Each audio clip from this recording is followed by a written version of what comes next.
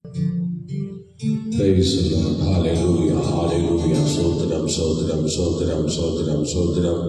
Hallelujah. Hallelujah. Sotram. நேசிக்கிற நல்ல பிதாவே, இந்த ஆசீர்வதிக்கப்பட்ட அற்புதமான காலவேளைக்காக ஜெபிக்கிறோம். தேவ கிருபையினால் இரக்கத்தினால் மட்டும் எங்களோடு கூட இருந்து ஆண்டவரே சோத்திரம் பாதுகாத்து பராமரித்து இந்த ராத்திரி முழுவதும் கர்த்தர் கூட இதை நடத்தினதுக்காக ஸ்தோத்திரம். தொடர்ந்து இந்த காலை வேளையை இந்த ஜெப நேரங்களை எங்களுக்கு ஆசீர்வதிப்பீராக. அதிசயங்களை காணப்படும் இயேசு கிறிஸ்துவின் நாமத்தில் தாழ்வோடு வெட்டிக் கொள்கிறோம் ஜெபங்கள் நல்ல பிதாவே, ஆமென். ஸ்தோத்திரம், ஸ்தோத்திரம், ஸ்தோத்திரம். கர்த்தருடைய நாமத்தை பாட்டினாலே துதித்து ஸ்தோத்திரத்தினாலே மகிமைப்படுத்துவோம். கர்த்தர் நம்மை ஆசீர்வதித்து வழி நடத்துவாராக. ஸ்தோத்திரம், ஸ்தோத்திரம். என் இயேசுவே நான் என்றும் உந்தன் சொந்தம், என் ராஜனே அனுதினமும் வழி நடத்தும்.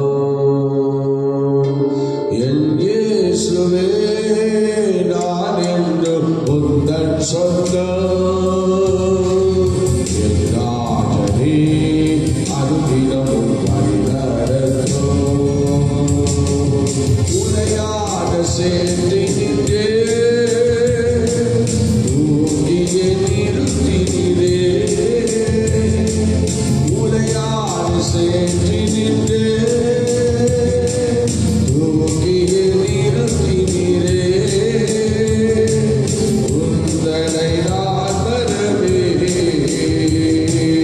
உந்தனை போற்றிடுவே, உந்தனை நான் வரவே உந்தனை போற்றிடுவே.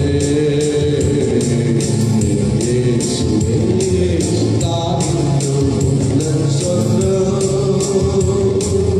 என் ராஜனே அனுதினமும் வழி நடத்தும். என் இயேசுவே நான் என்றும் உந்தன் சொந்தம், என் ராஜனே அனுதினமும் வழி நடத்தும். அலையோடு கடலலை அடக்கிய அவத்தீரே, அலையோடு கடலலை அடக்கிய அவத்தீரே, வார்த்தையில் வல்லமையை என்றுமே காணச் செய்யும், வார்த்தையில் வல்லமையை என்றுமே காணச் செய்யும். என் இயேசுவே நான் என்றும் உந்தன் சொந்தம், என் ராஜனே அனுதினமும் வழி நடத்தும். என் இயேசுவே நான் என்றும் உந்தன் சொந்தம், என் ராஜனே அனுதினமும் வழி நடத்தும். ஆயிரம் பண்பு வைத்தே ஆகியை காப்பவரே, ஆயிரம் பண்பு வைத்தே ஆகியை காப்பவரே, ஜீவிய காலமெல்லாம் உந்தனை பின் செல்லுவே, ஜீவிய காலமெல்லாம் உந்தனை பின் செல்லுவே. என் இயேசுவே நான் என்றும் உந்தன் சொந்தம், என் ராஜனே அனுதினமும் வழி நடத்தும். என் இயேசுவே நான் என்றும் உந்தன் சொந்தம், என் ராஜனே அனுதினமும் வழி நடத்தும். அக்கினி சூளையிலே நீண்ட என்னை தேவனே, அக்கினி சூளையிலே நீண்ட என்னை தேவனே,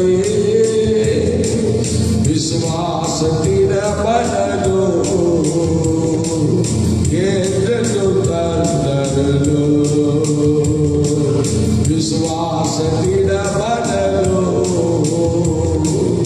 ಏರಲು ತರಲು ಯೇಸುವೇ ನಾನಿಂದು ಉತ್ತರಿಸೊಂದ ನಿನ್ನಾಜನೆ ಅನುದಿನವೂ ಬಲಿನಡಲು ಯೇಸುವೇ ನಾನಿಂದು ಉತ್ತರಿಸೊಂದ ನಿನ್ನಾಜನೆ ಅನುದಿನವೂ ಬಲಿನಡಲು ஆகாரினால் குரலை அன்று நீ கேட்டீரல்லோ ஆகாரினால் குரலை அன்று நீ கேட்டீரல்லோ அருளுடன் ஜெபித்துவேனா உன்னை கண்டடைவே அருளுடன் ஜெபித்துவேனா உன்னை நான் சேருவே இயேசுவே நான் என்று உந்தன் சொந்தம் ராஜனே அருளினமும் வழிநடத்தோ இயேசுவே நான் என்று உந்தன் சொந்தம் ராஜனே அருளினமும் வழிநடத்தோ இயேசுவே நான் என்று உந்தன் சொந்தம் ராஜனே அருளினமும் வழிநடத்தோ இயேசுவே நான் என்று உந்தன் சொந்தம் ராஜனே அருளினமும் வழிநடத்தோ இயேசுவே நான் என்று உந்தன் சொந்தம் ராஜனே அருளினமும் வழிநடத்தோ இயேசுவே நான் என்று உந்தன் சொந்தம் ராஜனே அருளினமும் வழிநடத்தோ போற்றுவே உம்மை மாத்திரம் நோக்கி என்றும் ஜீவிப்பேன் அல்லேலூயா வாழ்த்துவே போற்றுவே உம்மை மாத்திரம் நோக்கி என்றும் ஜீவிப்பேன் என்றும் என் வேண்டுதல்கள் கேட்பாரே என்று என் கண்ணீரை துடைப்பாரே என்று என் வேண்டுதல்கள் கேட்பாரே என்று என் கண்ணீரை துடைப்பாரே ஏழையன் கஷ்டம் யாவும் நீங்கியே இயேசுவோடு சேர்ந்து நித்தியம் வாழுவே ஏழையன் கஷ்டம் யாவும் நீங்கியே இயேசுவோடு சேர்ந்து நித்தியம் வாழுவே அல்லேலூயா வாழ்த்துவே போற்றுவே உம்மை மாத்திரம் நோக்கி என்றும் ஜீவிப்பேன் அல்லேலூயா வாழ்த்துவே போற்றுவே உம்மை மாத்திரம் நோக்கி என்றும் ஜீவிப்பேன் வாழ்த்துவே போற்றுவே உம்மை மாத்திரம் நோக்கி என்றும் ஜீவிப்பேன் அல்லேலூயா வாழ்த்துவே போற்றுவே உம்மை மாத்திரம் நோக்கி என்றும் ஜீவிப்பேன் சோதனை யாரும் சொல்லிடும் வேதனை காண வேலை வந்திடும் சோதனை யாரும் சொல்லிடும் வேதனை காண வேலை வந்திடும் என்பன பாடம் எல்லாம் மாறிடும் பெருமை என்று வெண்ணை காக்கிடும் என்பன பாடம் எல்லாம் பெருமை என்று என்னை காக்கிடும் அல்லேலூயா வாழ்த்துவே போற்றுவே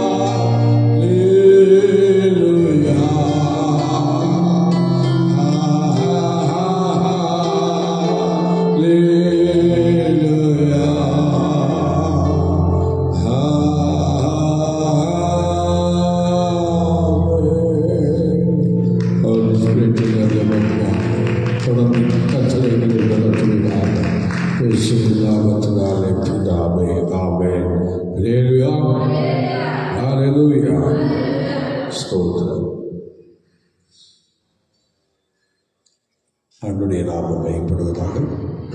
இந்த காலவேளையிலே தேவ சமூகத்திலே வந்திருக்கிற உங்கள் யாவரையும் வாழ்த்தி அன்போடு வரவேற்கிறேன். கர்த்தர் தாமே நம்மை தொடர்ந்து நடத்துவாராக. இந்த நாளிலே சோதனம் அருமையான பேதுருவை பற்றி நம்ம சில காரியங்களை நம்ம ஒரு 7 விஷயங்களை படிக்கலாம். அல்லேலூயா, அல்லேலூயா, ஸ்தோத்திரம், ஸ்தோத்திரம். கர்த்தர் நம்மை ஆசீர்வதித்து கனப்படுத்துவாராக. இந்த நாளிலே பேதுருவை குறித்து ஒரு சில காரியங்களை நாம் தெரிந்து கொள்வோம். ஸ்தோத்திரம். பேதுரு என்றால் ஸ்தோத்திரம் நமக்கு சில அர்த்தத்தை நம்ம பார்க்கிறோம். பேதுரு என்பது அரபிய மொழியில் கேபா என்று சொல்லப்பட்டிருக்கிறது. கேபா என்று சொல்லப்பட்டிருக்கிறது. ஸ்தோத்திரம். அவர் கேபாவாக இருக்கிறார். ஸ்தோத்திரம். அதன் பொருள் கல் அல்லது பாறை என்று சொல்லப்படுகிறது. ஸ்தோத்திரம். அதனுடைய பொருள் கல் அல்லது பாறை என்று சொல்லப்படுகிறது. ஹீப்ரு அரபிய சூழலில் பாறை என்று பொருள்படும். இயேசு இந்த பெயரை அவருக்கு அளித்தார். அதை நாம் மத்தேயு சுவிசேஷம் 16ஆம் அதிகாரம் 18ஆம் வசனத்திலே அது சொல்லப்பட்டிருக்கிறது. ஸ்தோத்திரம். பைபிள் எடுத்து படிக்க பார்க்கலாம். மத்தேயு சுவிசேஷம் 16ஆம் அதிகாரத்திலே ஸ்தோத்திரம் 18ஆம் வசனம் படிங்க. ஸ்தோத்திரம். மேலும் நான் உனக்கு சொல்லுகிறது, நீ பேதுருவாய் இருக்கிறாய். இந்த கல்லின் மேல் என் சபையை கட்டுவேன். பாதாளத்தின் வாசல்கள் அதை மேற்கொள்வதில்லை. ஸ்தோத்திரம். அல்லேலூயா, ஸ்தோத்திரம். இந்த 16ஆம் அதிகாரத்திலே 18ஆம் வசனம் விதமாக சொல்கிறது, பேதுரு, நான் உனக்கு சொல்லுகிறேன், நீ பேதுருவாய் இருக்கிறாய். இந்த கல்லின் மேல் என் சபையை கட்டுவேன். பாதாளத்தின் வாசல்கள் அதை மேற்கொள்வதில்லை என்று ஆண்டவரே இயேசுவே சீமோன் பேதுருவை பார்த்து விதமாக சொல்லுகிறார். அல்லேலூயா, அல்லேலூயா, ஸ்தோத்திரம். இதில் சீமோன் என்று குறிப்பிடுகிறது. சீமோன் என்றால் கேட்கிறவன் என்று பொருள்படுகிறது. சொல்லுவாங்களா? சீமோன் என்றால் கேட்கிறவன் என்று பொருள்படுகிறது. ஸ்தோத்திரம். அல்லேலூயா. சீமோன் என்றால் கேட்கிறவன் என்று சொல்றாங்க. ஸ்தோத்திரம். இவ்விதமாக ஆண்டவர் ஸ்தோத்திரம் அங்கே ஒரு சீமோனாக அந்த இடத்துல பார்க்கிறார். சீமோன் என்று சொல்லி கேட்கிறவன் என்று சொல்லப்படுகிறது. பேர் வாழ்ந்த இடத்தை பார்த்தீங்கன்னா பெத்சாயிதா, ஸ்தோத்திரம், ஊரில் பிறந்தார். கலிலியா ஏரிக்கரை அப்படின்ன ஏரிக்கரையில் ஸ்தோத்திரம் அவர் கபர்நகூமிலே கெனசரேத் என்னும் ஸ்தோத்திரம்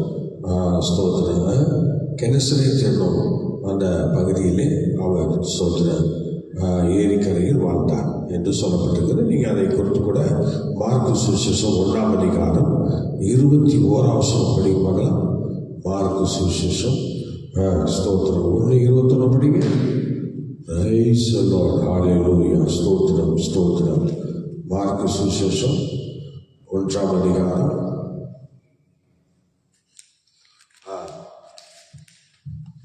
சரிங்களா? ஸ்தோத்திரம். பின்பு கபர்நகூமுக்கு போனார்கள். 1:21 படிங்க. பின்பு கபர்நகூமுக்கு போனார்கள். உடனே அவர்கள் ஓய்வு நாளில் ஜெப ஆலயத்திலே பிரவேசித்து போதகம் பண்ணினார். அவர் வேதபாரகரைப் போல போதியாமல் அதிகாரம் உள்ளவராய் அவர்களுக்கு போதித்தபடியால் அவருடைய போதகத்தை குறித்து ஆச்சரியப்பட்டார்கள்.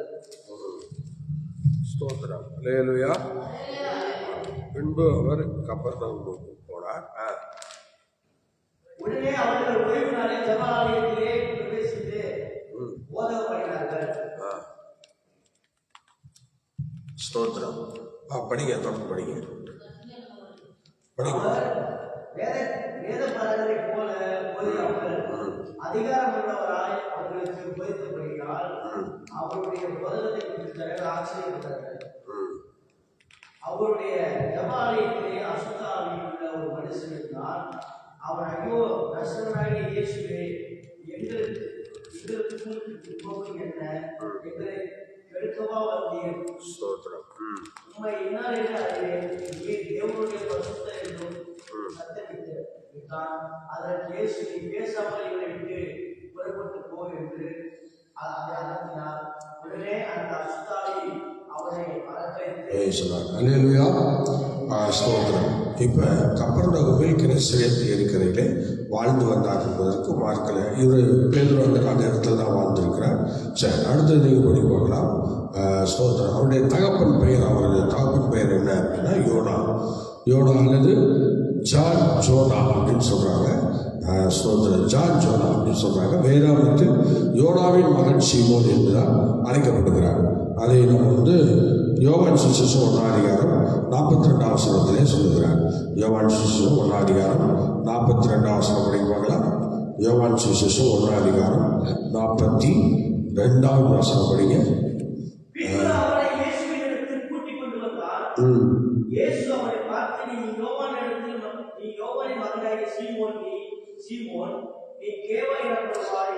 சோதனை என்று சொல்கிறார். அடுத்து நீங்கள் சோதனை அதுலேயே 16-17 படிங்க. மத்தேயு 16-17 படிங்க. மத்தேயு சுவிசேஷம் 16-17 படிக்க பார்க்கலாம். ஸ்தோத்திரம். மத்தேயு சுவிசேஷம் 16:17 படிங்க. ஸ்தோத்திரம்.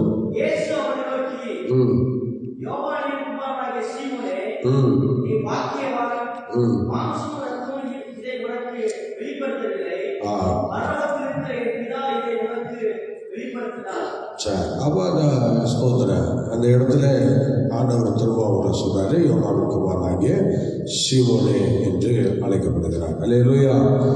அப்புறம் பேதுரு திருமணம் ஆண்டவருக்கு நமக்கு நல்லா தெரியும். அவர் மாமி கூட ஜுரமாக இருக்கும்போது அவரை சுகமாக்குறார். அது 8ஆம் அதிகாரத்தில் 14-15 வசனங்கள் நீங்கள் படிச்சுக்கிறேன். ஸ்தோத்திரம். அது மார்க்கு 1:30 படிச்சுக்கிறேன். ஸ்தோத்திரம் 31 படிச்சுக்கிறேன். அடுத்த லூக்கா 4:38 படிச்சுக்கிறேன். அதில் மாமி ஜுரமாக இருந்து சுகமாகிறதை நம்ம பார்க்கிறோம். அல்லேலூயா. ஸ்தோத்திரம் சொல்கிறாங்க. ஆனால் மனைவியின் பெயர் வேதாகமத்தில் குறிப்பிடவில்லை. ஆனால் அவர் ஸ்தோத்திரம் ஒரு மிஷனரி பணியில் பேதுருவுடன் இணைந்து செயல்பட்டவள் என்று சொல்லப்படுகிறது. பேதுருவோடு இணைஞ்சி ஊழியம் செஞ்சிருக்கிறாங்க அப்படின்னு சொல்லப்படுகிறது. ஆனால் கடைசியில் பார்த்தீங்கன்னா அவளும் சிலுவையில் தான் அறிஞ்சிருக்காங்களாம். மனைவியை பேதுருவுடைய மனைவியை சிலுவையில் தான் அறிஞ்சிருக்காங்களாம். ஸோ லேடிஸை நம்ம சிலுவையில் அறிஞ்சு நம்ம இடம்பெறலை எங்கேயோ. ஆனால் இங்கே அவருடைய சரித்திரத்தில் சொல்கிறார்கள், பேதுரு மனைவியையும் சிலுவையில் அறிஞ்சிட்டாங்க. அவங்களும் அந்த மாதிரி ஆக்கினைக்குள்ளாக மறைச்சிருக்கிறாங்க, இரத்த சாட்சியாக மறைச்சிருக்கிறாங்க என்று சொல்லப்படுகிறது. அல்லேலூயா. மற்றபடி பேதுருக்கு பிள்ளைகள் இருந்ததா ஒன்றும் சரியாக தெரியல. ஸ்தோத்திரம். ஆனால் அவங்க இரத்த சாட்சியாக அவங்களும் மறைத்திருக்கிறாங்க. அல்லேலூயா. அல்லேலூயா. ஸ்தோத்திரம். அடுத்து பார்த்தீங்கன்னா பேதுரு நிறைவேறிய ஒரு சில காரியங்களை நாம் படிக்கும்போது ஒரு 7 விஷயங்களை நம்ம எடுத்துக்கலாம். நிறைய எடுக்கலாம். அதில் ஒரு 7 விஷயத்தை நம்ம எடுத்துக்கிட்டோம்னா ஸ்தோத்திரம் வாசிக்கப்படலாம். ஸ்தோத்திரம். தேவாலயத்தில் திமிர்வாதக்காரர்களை சுகமாக்குறாங்க. தேவாலயத்தில் வந்து ஒரு துமுருவாதக்காரனை சந்தித்து அவரை சுகமாக்குறத நம்ம பார்க்குறோம். அல்லேலூயா. அது 3ஆம் அதிகாரம், அப்போஸ்தலர் 3ஆம் அதிகாரம் 1ஆம் வசனம் முதல் 10ஆம் வசனம் வரைக்கும் நீங்கள் படிச்சீங்கன்னா அதில் ஸ்தோத்திரம் ஒரு திமுருவாதக்காரனை பேதுரு சுகமாக்குகிறார். ஸ்தோத்திரம் படிக்க பார்க்கலாம். படிக்க.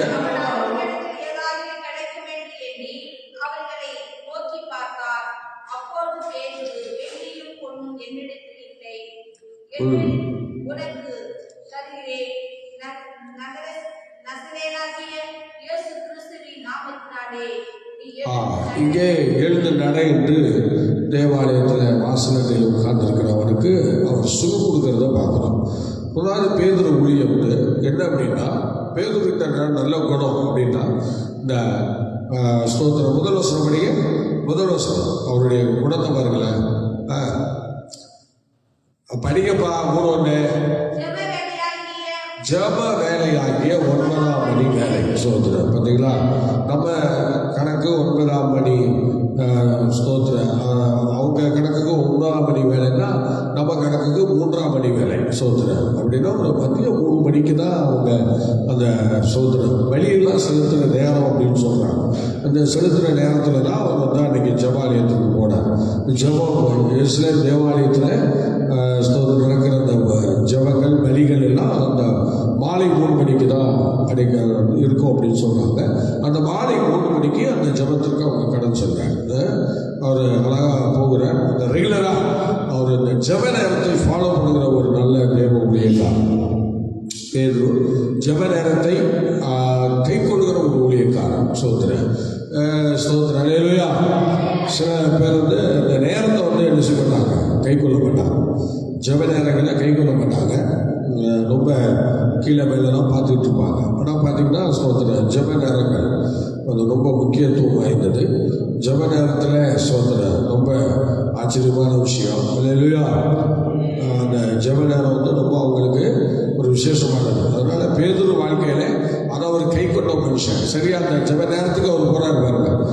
ஏன்னா நம்ம ஜப நேரத்துக்கு நம்ம கண்டிப்பாக இப்போ நிறைய பேர் அதை வந்து விரும்புறது இல்லை.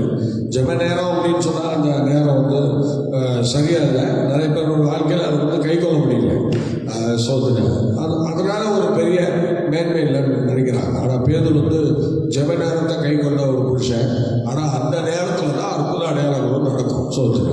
அதனால பேதுரு ஜப நேரத்தை உண்மையாக கை கொண்டு சரியாக அந்த நேரத்துக்குள்ள தேவாலயத்துக்குள்ள பிரவேசிக்கிறார். அப்போ வாசலடையில் உட்கார்ந்துருக்கிற அவனுக்கு அவர் சுகத்தை கொடுக்க முடியாத ஒரு சூழ்நிலையை கர்த்தர் உருவாக்குறார். ஏன்னா நாம சில நேரத்தில் உண்மை இல்லாமல் இருக்கும்போது தேவன் நம்மளால் மகிமைப்பட மாட்டார். நம்மளால் டிஸ்கரேஜ் தான். சோதனை. பார்த்தீங்களா, நம்மளால் பாதிப்பு தான் நமக்கு ஆண்டவருக்கு. மற்றபடி நம்ம ஆண்டவர்களை வளரவோ வேற எதுவும் செய்ய முடியல. சோதனை. அதனால தேவனாகிய கர்த்தர் இந்த அருமையான நாளிலே நமக்கு ஒரு பெரிய ஆசீர்வாதத்தை தந்து வழி நடத்துவாராக. இந்த அருமையான நல்ல தந்தீங்க.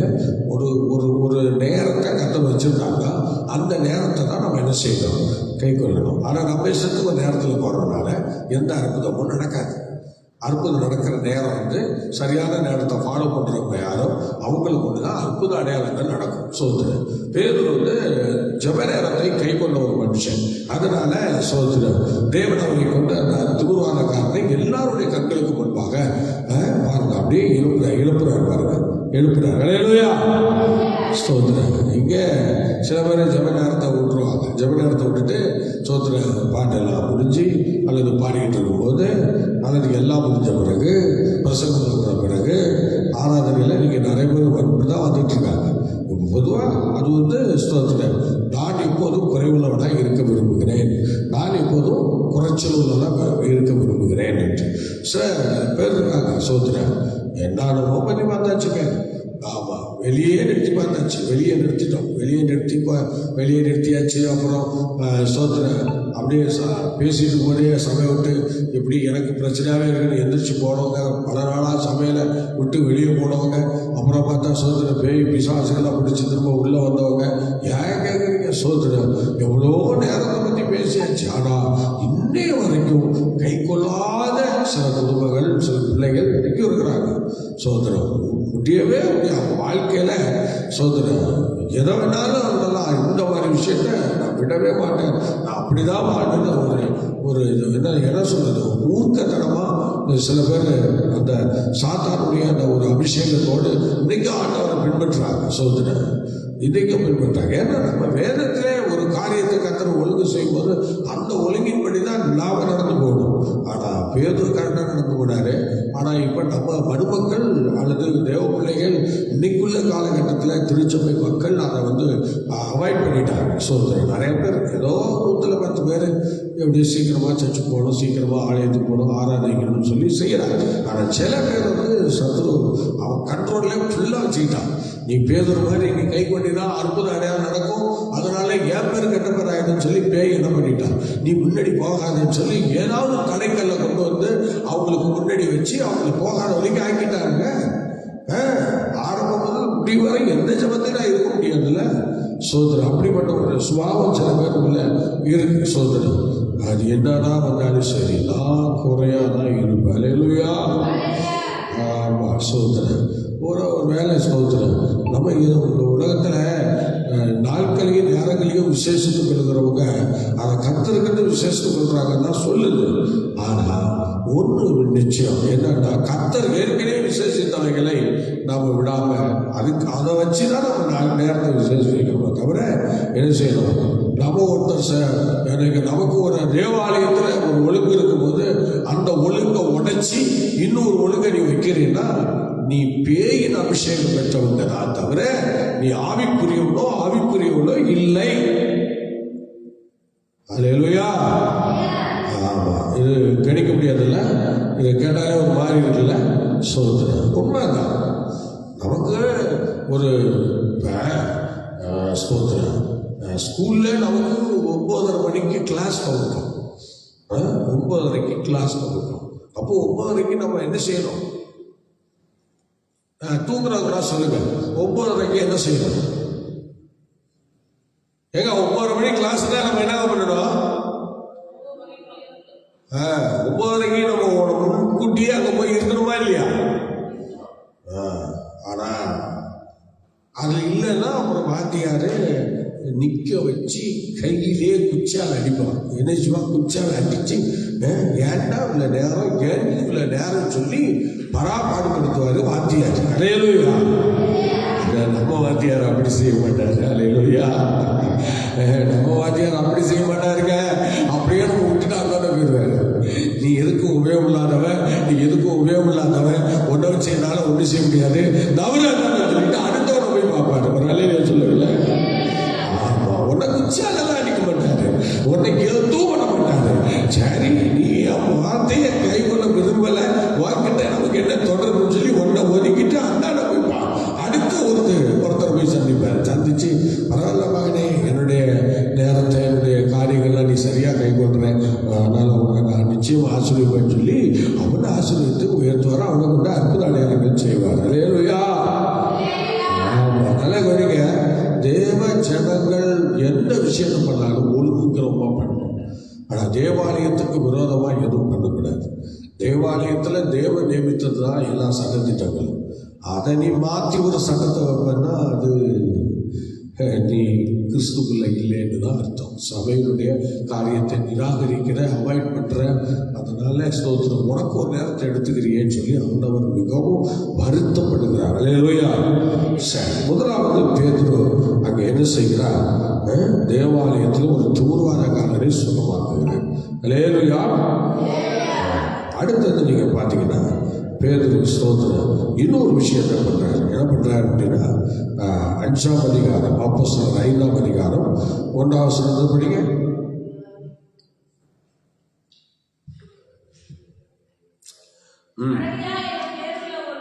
அனனியா பேருள்ள ஒரு மனுஷன் அவருடைய மனைவியாகிய சபீராலும் காணியாச்செல்லாம் வித்தாங்க.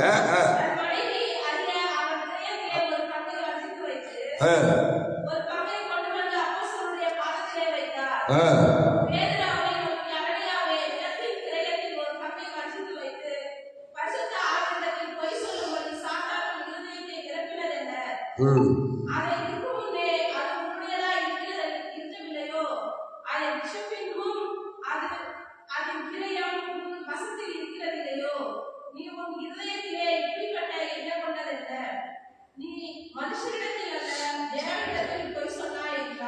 அனனியா இந்த வார்த்தைகளை கேட்கவே விழுந்து ஜீவனை விட்டார். இவைகளை கேள்விப்பட்ட யாவருக்கும் மிகுந்த பயம் உண்டாயிற்று. போதும். அல்லேலூயா. அனனியா சபீராள் என்றால் என்ன அர்த்தம் என்று நாம பார்க்கும்போது நல்லா கவனிங்க. ஸ்தோத்திரம். அனனியா சபீராள் என்றால் ஸ்தோத்திரம் ஸ்தோத்திரம் நம்ம ஒரு ஸ்தோத்திரம் ஸ்தோத்திரம் அவங்களுடைய அந்த விஷயத்தை பாருங்க. ஸ்தோத்திரம் என்ன சொல்றாங்க பாருங்க. அல்லேலூயா.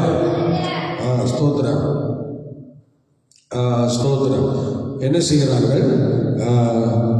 அனனியா சபீராள்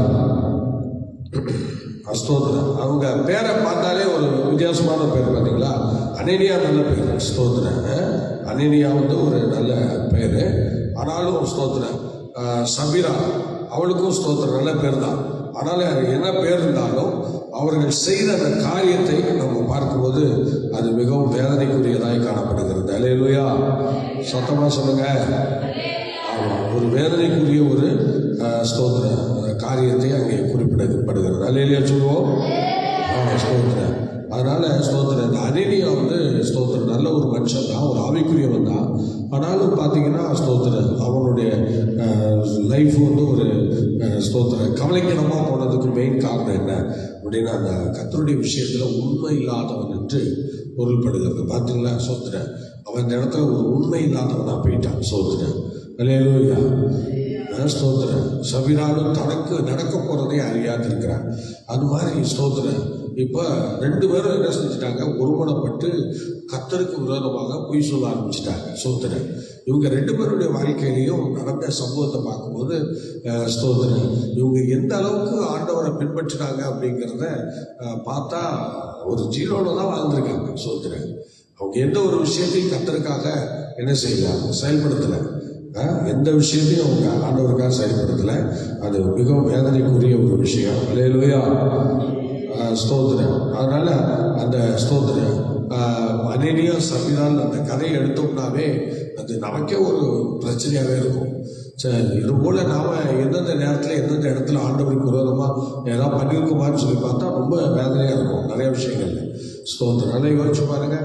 என்னென்ன காரியங்கள் ஆண்டவருக்கு விரோதமாக நம்ம செஞ்சுருக்கிறோம் அப்படின்னு சொல்லி யோசிச்சு பாருங்க.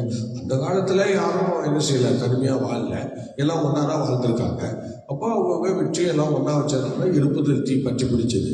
ஆனால் எழுப்புதலை அவன் பயன்படுத்தாமல் அந்த எழுப்புதலுக்குரிய காரியத்தை அவன் அந்த இடத்துல எதுவும் செய்யாமல் அப்படியே அவன் என்ன செஞ்சிட்டான்? தன்னையே அவன் நினச்சிக்கிட்டான். தன்னையே நினச்சி அவன் கடைசியில் கர்த்தருக்கு முன்பாக ஒரு பொய்யனாக போயிட்டான். சோதரன் வேதம் நல்லா சொல்லுது. வெளிப்படுத்துகிற விஷயத்தில் பொய் பேசுகிறவங்க எங்கே இருப்பாங்களா? பொய்யர் அனைவரும் 2ஆம் மரணமாகிய அக்கினியும் தன்னோமையிலே கடலிலே பங்கடைவார்கள் அப்படின்னு சொல்லியிருக்கு. ஆனால் இப்போ இவன் பேசுறது என்ன? பொய். சோதரன். ஒரு கிறிஸ்தவனாக இருந்துட்டு ஒரு ஆவிக்குரியவனாக இருந்துட்டு சபையில் இருந்துட்டு நம்ம பொய் பேசலாமா? யோசிச்சு பாருங்க. பொய் பேசலாமா?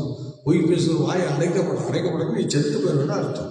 சோதரன். பொய் பேசுகிற அந்த காரியத்தை போதாது வெறுக்கணும். நிறைய பேர் இந்த பொய் பித்தலாட்டம் நிறைய பேர் வச்சுருக்காங்க. இன்னும் நிறைய பேர் பொய் பித்தலாட்டம்லாம் வச்சுருக்காங்க. அந்த பொய் பித்தலாட்டத்தெல்லாம் கொஞ்சம் ஓய பண்ணணும். அல்லேலூயா. ஸ்தோத்திரம். இந்த அனனியா சபீராள் பொய் பேசுகிறவங்களுக்கு முன்மாதிரியாக இருக்கிறாங்க. ஸ்தோத்திரம். ஆமாம். அப்போஸ்தலர் நடவடிக்கைகளில் புதிய ஏற்பாட்டு காலத்தில் யாரெல்லாம் பொய் பேசணும்னு நினைக்கிறாங்களோ அவங்க அனனியா சபீராள் நினச்சிக்க வேண்டியதான். அல்லேலூயா. அப்படி நினச்சிக்க வேண்டியதான். ஸ்தோத்திரம். அதனால் அனனியா சபீராள் 2வது அற்புதம் பேதுரு கண்ட 2வது ஒரு அற்புதத்தை அவர் அங்கே செய்கிறார். அனனியா சபீராளை கொண்டு தேவன் 2வது காரியத்தை அங்கே நடத்துகிறார் என்று நம்ம பார்க்கிறோம். அல்லேலூயா. சத்தமா சொல்லுங்க பார்க்கலாம். எத்தனாவது விஷயம்? 2வது விஷயம். சரி, இப்போ நம்ம ஒரு 3வது காரியத்தை நம்ம படிக்கலாம். 3வது விஷயம் என்ன அப்படின்னா ஸ்தோத்திரம் அப்போஸ்தலர் நடவடிக்கைகள் 9ஆம் அதிகாரம் 32ஆம் வசனம் படிங்க. ஸ்தோத்திரம்.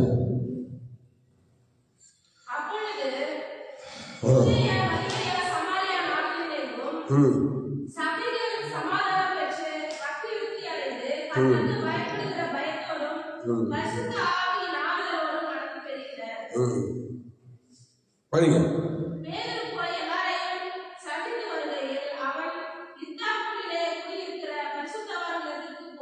ம் அங்கே 8 வருஷமாய் கட்டியின் மேல் திமிர்வாதம் உள்ளவனாய் கிடந்த ஐனேயா என்னும் பேருள்ள ஒரு மனுஷனை கண்டான். பேதுரு அவனை பார்த்து, ஐனேயாவே, இயேசு கிறிஸ்து உன்னை குணமாக்குகிறார், நீ எழுந்து உன் படுக்கையை நீயே போட்டுக்கொள் என்றான். உடனே அவன் எழுந்திருந்தான். பாருங்க, உடனே அங்கே அவனை எழுப்புறாரு. ஐனியா அவனை போய் அவனை எழுப்புறாரு. பேதுரு அவனை எழுப்பி அவனுக்கு ஆண்டவர் ஒரு ஜீவனை கொடுக்கிறார். சோதரன் பேதுரு இந்த இடத்துல வந்து இந்த அற்புதத்தை அவர் செய்கிறார். அல்லேலூயா. சோதரன் லித்தா ஊரில் ஐனியாவை சோதரன் சுகமாக்குகிற காரியத்தை நாம் பார்க்கிறோம். அல்லேலூயா. ஸ்தோத்திரம். ஆண்டவர் சோதரன் மூன்றாவதாக அந்த இடத்துல வந்து பேதுரு வந்து அவனை சுகமாக்குகிற ஒரு அனுபவத்தை நாம் பார்க்கிறோம். ஸ்தோத்திரம். இப்படி ஸ்தோத்திரம் பேதுருவை கொண்டு செய்த பயங்கரமான அற்புதங்கள் இதெல்லாம். அவர் வாழ்ந்த காலங்களிலே இந்த மூன்றாவது அற்புதத்தையும் அவருக்கு அப்படி அமிதமாக செய்து தேவனுடைய நாமத்தை மகிமைப்படுத்துகிறார். அல்லேலூயா. ஸ்தோத்திரம். அப்புறம் நீங்க பார்த்தீங்கன்னா அடுத்தது பாருங்க, அப்போஸ்தலர் நடவடிக்கைகள் 9:36 படிக்கிறீங்களா? அதில் வந்து யோப்பாவிலே தபித்தா டோர்காஸ் தபித்தா டோர்காஸை அவர் உயிரோடு எழுப்புகிறார். அப்படிங்க உயிர் தரச் செய்கிறார்.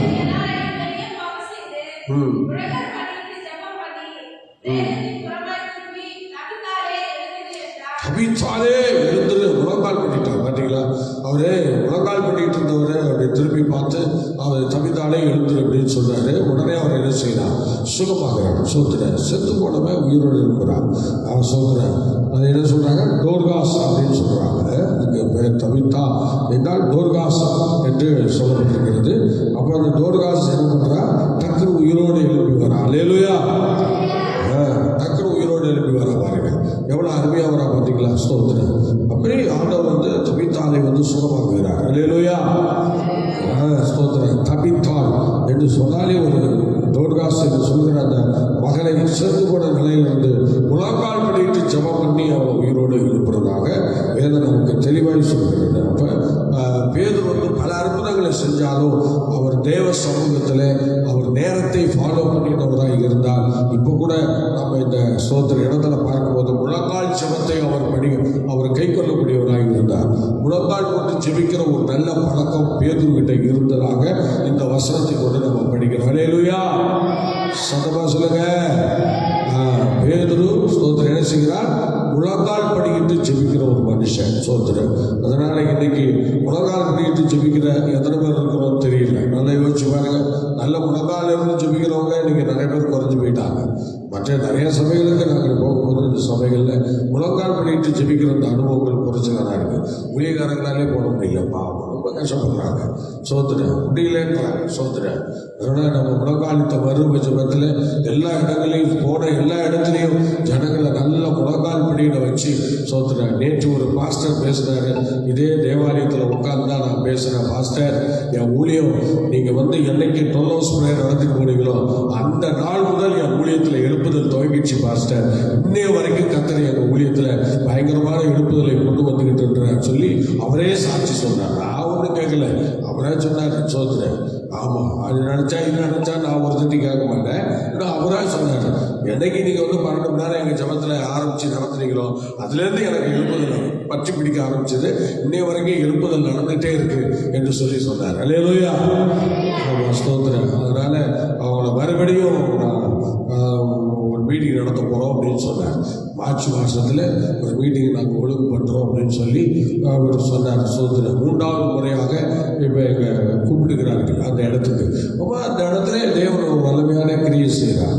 அதனால் அவர் சோதனை முழங்கால் ஜபத்தை அவங்களெல்லாம் வரவேற்கிறாங்க. சோதனை ரொம்ப வரவேற்கிறாங்க. சோதனை என் சபையில் 1 மணி நேரம் கூட நானே முழங்கால் பண்ணுறதில்லை.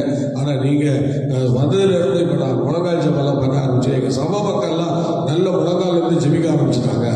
ஆராதனையிலே முழங்கால் நிற்கிறாங்க என்று சொல்லி கர்த்தருடைய நாமத்தை மகிமைப்படுத்துகிற எத்தனையோ சபைகளை கர்த்தர் உருவாக்கிட்டார். எத்தனையோ சபைகளை உருவாக்கிட்டார். பேருக்கு முழங்கால் பண்ணிட்டு ஜெபிக்கிற ஒரு பழக்கம் இருந்துச்சு. அடுத்த படிக்க பார்க்கலாம். சோதனை அப்போஸ்தலர் நடவடிக்கைகள் 2ஆம் அதிகாரம் 41 படிங்க.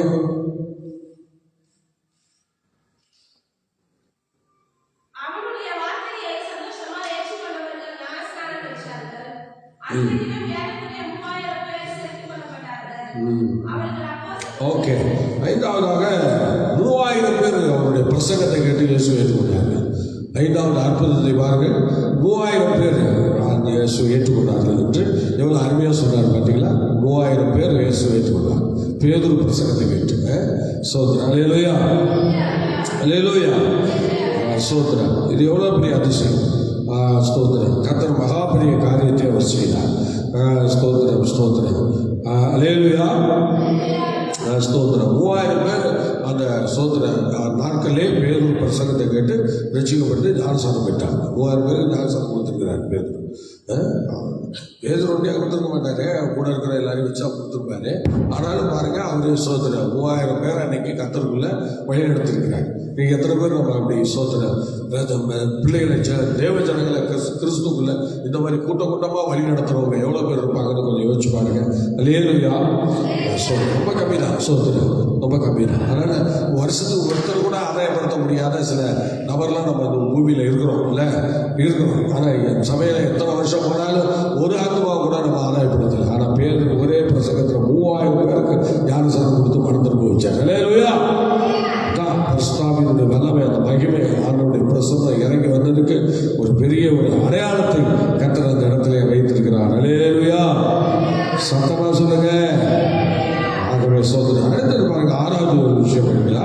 கொர்நேலியுவை சந்தித்து புறஜாதிகளுக்கு நற்செய்தி அறிவித்தார். அதை நான் அப்போஸ்தலர் நடவடிக்கைகள் 10ஆம் அதிகாரத்தில் கொர்நேலியை குறித்து நம்ம பார்க்கிறோம். கொர்நேலிய காரியத்தில் கொர்நேலியுக்கு பேதுரு வந்து ஆண்டவரை பற்றி சொல்லி நிறைய விஷயங்களை விளங்கப்பட்டுகிறார். அல்லேலூயா.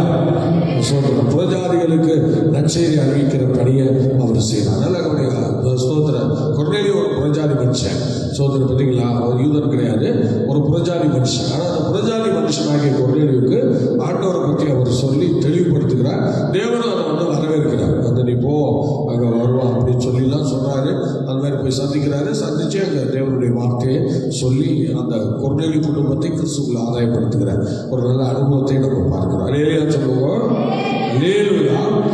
சோதனை. அடுத்து நீங்க 7வது விஷயத்தை நீங்க விரும்பல என்றால் 7வது என்ன சொல்றாரு பாருங்க. அப்போஸ்தலர் நடவடிக்கைகள் 12ஆம் அதிகாரம் 5லிருந்து 17 வசனங்கள் நீங்க படிச்சீங்கன்னா சிறையிலிருந்து தேவதூதனால் விடுவிக்கப்படுகிறார்கள். அந்த பகுதியை படிக்க பார்க்கலாம். சிறையிலிருந்து தேவதூதனால் விடுவிக்கப்படுகிறார். சிறையில் ஆண்டவர் செய்கிற காரியத்தை படிக்க பார்க்கலாம். தூதன் அவரை நோக்கி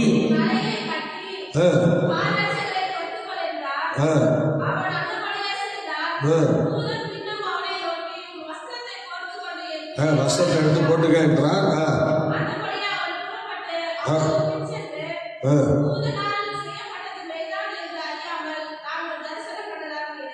ஆமா, ஒரு தூதனால்னா என்னை விடுவிச்சு வெளில கொண்டு போறாருன்னு தெரியாம ஒரு தரிசனம் காண்கிற மாதிரி, சொப்பனம் காண்கிற மாதிரி இவர் நினைச்சிட்டு போறாரு. ஏதோ ஒரு தேவதூத வர மாதிரி எந்த தட்டி எழுப்பி வஸ்திரத்தை கொடுத்து வா எந்திரிச்சு போலான்னு சொல்லி கூப்பிடுற மாதிரி எல்லாம் பாக்குறாரு. ஆனா பார்த்தா இது வந்து ஒரு சொப்பன மாதிரி நினைச்சிட்டு இருக்கிறாரு. ஆனா ரியலா நடக்குது, நேச்சுரலா நடக்குது, உண்மையா நடக்குது. சோதரன் இன்னைக்கு தேவதூதரை சந்திச்சிருக்கிறோமா? நம்ம லைஃப்ல எவ்வளவோ வருஷங்கள் ஆண்டவரை பின்பற்றி ஆண்டவர்களாம் சொல்றோமே, தேவ தூதர்களை நம்ம சந்திச்சிருக்கிறோமா? அல்லேலூயா. சத்தமா சொல்லுங்க. தேவ தூதர்களை இன்னைக்கு சந்திக்கிறவங்க எத்தனை பேர் இருக்கிறோம்? சந்தித்தவங்க எத்தனை பேர் இருக்கிறோம்? அல்லேலூயா. கர்த்தருடைய தூதர்களை சந்திக்கிறவங்களா நம்ம காணப்படணும். தேவ தூதர்களை சந்திக்கிற அந்த அனுபவத்தை நம்ம என்ன செய்யணும்? பெற்றுக்கொள்ளணும். கர்த்தருடைய பிள்ளை பெற்றுக்கொள்ளணும். அல்லேலூயா. சத்தமா சொல்லுங்க. ஆமா, ஸ்தோத்திரம். தேவ தூதர்களை சந்திக்கிற அனுபவங்கள், தேவ தூதர்களை சந்திக்கிற அனுபவங்கள். ஸ்தோத்திரம். ஆமா, இப்படி நம்ம பண்ணலாம் அப்படின்னா இப்படின்னு ஒரு வசனம் இருக்கு. சில பேர் என்ன செய்வாங்களா? அந்நியரை உபசரிக்க மறவாதிருங்கள், அதனால சில தேவ தூதர்களையும் இணைஞ்சிருக்கிறாங்களா? சொல்லுங்க. தேவ தூதர்களையும் உபசரித்திருக்கிறார். பாருங்க பாருங்க, ரொம்ப ஆச்சரியமா இல்லை? அப்ப தேவ தூதர்களே நம்ம எங்க பார்க்கலாம் அப்படின்னா, அந்நியரை யார் உபசரிக்கிறாங்களோ அவங்க தேவ தூதர்களை பார்க்கலாம். அல்லேலூயா. சத்தமாக சொல்லுங்களேன். அந்நியரை யாரெல்லாம் உபசரிக்கிறோமோ அவங்க தேவ தூதர்களை பார்க்கலாம். ரட்சிக்கப்படாதவங்களை, கிறிஸ்துவுல இல்லாதவங்களை, ரொம்ப கஷ்டப்படுறவங்களை, நலிந்த நிலைமையில இருக்கிறவங்களை, ரொம்ப பிரச்சனையில் இருக்கிறவங்களை நம்ம நம்ம சந்தித்து அவங்களுக்கு வந்து நம்ம காஸ்பல் சொல்லி அவங்கள வந்து கிறிஸ்துவுக்குள்ள வழிநடத்தும் போது அது வந்து தேவ தூதருக்கு சந்தித்ததுக்கு சமம் என்று சொல்றார். ஹல்லேலூயா, ஹல்லேலூயா. கர்த்தர் நம்மை ஆசீர்வதிப்பாராக, ஆண்டவர் நம்மை கனப்படுத்துவாராக. அதனால தேவகரம் கூட இருந்து நம்ம இந்த நாட்களை வழிநடத்தட்டும். நிச்சயமா தேவ அற்புத அடையாளங்களை செய்வார். ஹல்லேலூயா. அதிசயங்களை காணப்படுவார். அதனால கர்த்தருடைய கரம் கூட இருந்து நம்மை வழி நடத்துவதாக. 7 விஷயங்களை பேதுரு குறித்து நம்ம படித்தோம். தொடர்ந்து நம்ம தேவ சமூகத்தில் ஆண்டவருக்கு சாட்சி அளிப்போம். கர்த்தர் நம்மை ஆசீர்வதிப்பாராக. ஜெபிக்கலாமா? ஸ்தோத்திரம். எல்லாரும் ஜெபம். பரிசுத்தமுள்ள பிதாவே, பேதுருவை போல ஆண்டவரை ஸ்தோத்திரம் அற்புத அடையாளங்களை செய்து ஆண்டவருடைய பிள்ளை, அவனுடைய ஊழியக்காரன் என்பதை அவர் வெளிப்படுத்தினது போல எங்களுடைய வாழ்க்கையில நாங்களும் பேதுருவை போல உங்கள் சமூகத்தில் நிற்க தேவனைகளை அதிகாரப்படுத்தும். சத்தப்படி எல்லா தடையும் நீக்கி போடும். ஆச்சரியமான காரியங்களை கர்த்தர் செய்வீராக. கனமை துதி ஸ்தோத்திரம் எல்லாவற்றையும் நாங்கள் உங்களுக்கே தருகிறோம். ஆசீர்வதியும் இயேசு கிறிஸ்துவின் நாமத்தில் தாழ்வோடு வேண்டிக் கொள்கிறோம். ஜெபங்களும் பிதாவே. ஆமென், ஆமென், ஆமென். Okay, God bless you. கர்த்தர் உங்களை